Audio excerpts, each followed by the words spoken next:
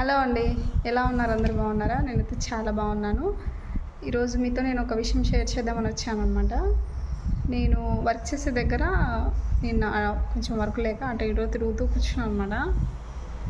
So, ఒక పెద్దాయన office బయట కూర్చొని చేతులు ఊపుతూ ఫోన్ కీప్యాడ్ ఫోనే, చిన్నదే ఫోన్, మనలాంటిది పెద్ద ఫోనేం కాదు. పెద్దాయన బాగా చిన్న ఫోన్ పట్టుకొని చేతులు అటు ఇటు ఊపుతూ ఏదో ఆలోచిస్తున్నాడు అనమాట. తనలో తను ఏదో మాట్లాడేసుకుంటున్నాడు.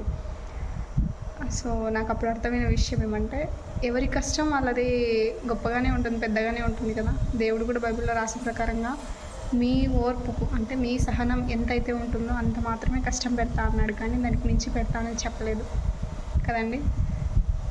ఈ కష్టం ఉంటుందో పోతుందో అని ఆలోచించుకోకుండా దాని గురించి ప్రార్థనలో పెడితే దేవుడు సమాధానం ఇవ్వలేడంటాడా? కామెంట్ సెక్షన్లో కామెంట్ చేయండి. Praise the lord.